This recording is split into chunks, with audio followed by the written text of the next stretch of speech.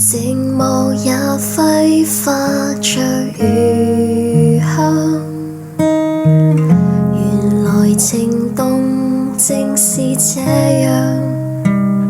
陰陽師楊 Sir 同埋蘇伯講，哇，犀利啦！嗱，你過咗去周師傅嗰邊啊，睇咗幾集廣州嘅蘇伯講師傅啊，咁咧就好開心啦。咁啊，今日我又捉咗蘇師傅過我邊咧，就講古仔。因為咧今日請咗蘇師傅，我哋廣州一個好出名嘅中式神功師傅，咁啊嚟到咧就同我哋講啲 V 混混嘅古仔。好啊，蘇師傅，楊 Sir 係唔係？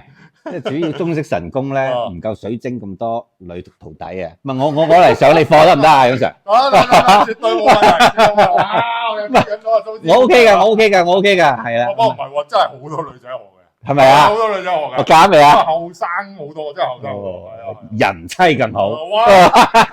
喂，唔關我事，唔關我事，對白嚟嘅啫。嗰個大隻佬嘅對白係。叫阿蘇師傅講古仔之前，我都有幾個咁簡單問題想問，因為我自己對神功啦、中式嘅神功啦，或者對啲法術嘅本身就好有興趣。咁蘇師傅，我哋鏡頭後邊都傾過啦。我自己以前做過殮房呢行，咁真係你都知啦，殮房好重陰氣，咁古靈精怪嘢特別多。我都成日自己嗰個 YouTube 頻道都成日講呢古仔啊。咁想問下蘇師傅你，有啲其實乜嘢驅動到你要學法術咧？我好簡單嘅啫，唔係因為我哋啱先鏡頭之後咧，我就問咗楊 Sir 好多嘢嘅，因為楊 Sir 嗰個職業咧就係一直以嚟我係好奇、好神秘嘅，包括就人工我都問埋㗎啦，帶埋我入行得唔得啊？可以嘅，可以嘅，呢個 OK。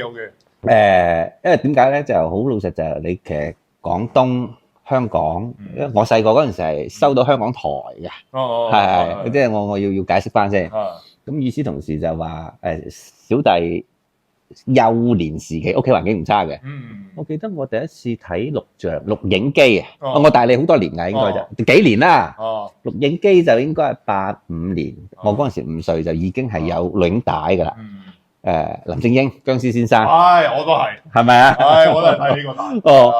咁就細個就讀書又唔會話特別叻，咁然之後你大個咗之後咧，我係算命佬入行，咁學算命就真係好奇嘅啫，咁兼且你話嗰個興趣愛好會唔會勁過神功咧，或者中式嘅法科咧？唔會嘅，咁但係當年廣州就冇法科學嘅，或者你揾唔到學嘅，咁你點揾啫係嘛？咁就我係先做算命睇風水，然之後咧經由我一個算命嘅兄弟，係佢香港人嚟嘅，佢就係六壬弟子，係啦，咁我先至知道有六壬神功呢樣嘢，係啦，咁就哇，咁後尾但係佢緣分又翻咗去，咁喂10幾年前你窮 L 嚟噶嘛，喂大佬，你而家香港啲酒店同大陸差唔多價嘅，咁但係當年咧你紅磡直通車，去香港住2晚，哇，容亨咯，咁就跟唔到佢學，所以就響跟咗我師傅學法，係大概咁嘅情況。咁就當年就首先，由於睇鬼片，細個嘅時候就有興趣愛好。第二就6600學捉鬼喎，快啲去學。唔係當年係6600嘅啫，係啦，10幾年前。咁所以係由於呢個原因咧，就真係學咗神功嘅，係咁嘅意思。明白。原來蘇師傅都係同我一齊睇下林正英先生長大嘅。你自己覺得啦，你做咁耐，你覺得法術萬唔萬能咧？唔萬能。點解咧？唔萬能。其實好矛盾喎。又唔係咁萬能。咁其實點解要學習呢樣嘢咧？正如啱先我同阿楊 Sir 傾偈咧。佢個工作經歷，喂點解好似我而家同你賣緊廣告咁㗎？即係喂我係 YouTuber，然之後你係嘉賓。我哋阿楊 Sir 個工作經歷係喺精神科，係工作咗好多年嘅，係啦，咁就遇到有好多即係近年啊，特別係近年係遇到有類似呢啲咁嘅嘢咧，就第一時間人家話撞鬼嘅，我就要求佢去睇醫生先嘅，兼且啲流程都好熟嘅，喺廣州睇醫生係首先同你做一份測試先嘅，然之後做一個腦掃描，咁佢先至可以係確定你係唔係有情緒問題。咁如果係情緒問題咧，就你唔好搞我啦，係嘛？又唔爭你一單生意，咁兼且你唔好耽誤或者延誤咗個治療。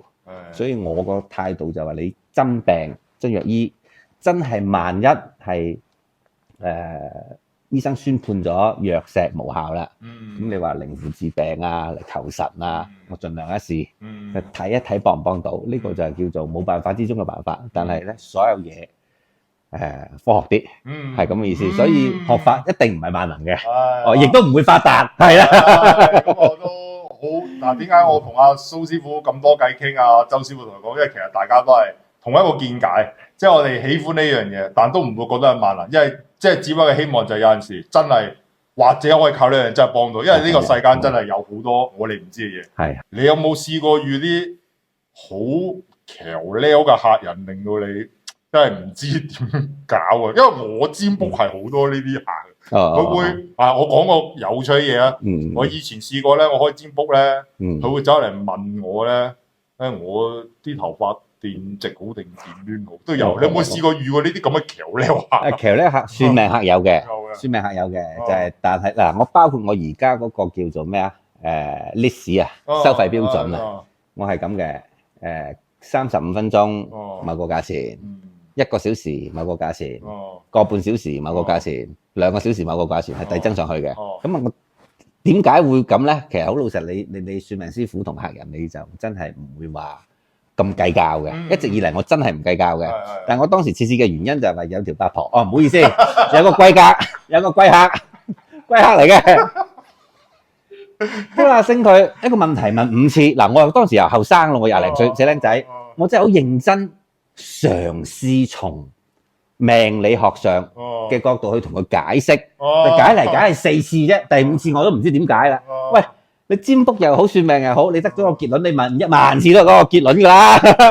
所以我就要 set 好，即係有啲麻煩有，即係你同一個問題問2萬次都唔緊要，你收錢就得㗎啦。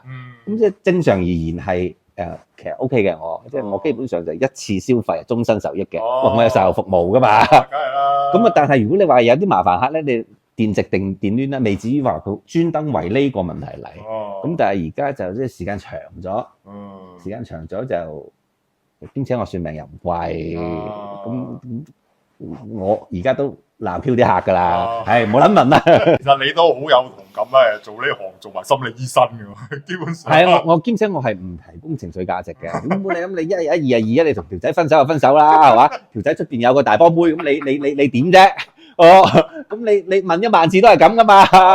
問之前你不如諗掂呢條仔，既然人家個女仔嘅身材吸引到佢，咁佢真係對你唔係真愛啦，唔係真愛你咪諗做和合啦，你飛諗咗佢算啦。如果有錢都唔賺唔係咁，如果純粹從算命學而言咧，就真係咁做嘅。明。咁你如果你話真係要啦，咁啊考慮下啦，我仲有其他消費嘅，係咁嘅意思啦。冇介意啊，你觀眾啊，有人陰啊，蘇師傅。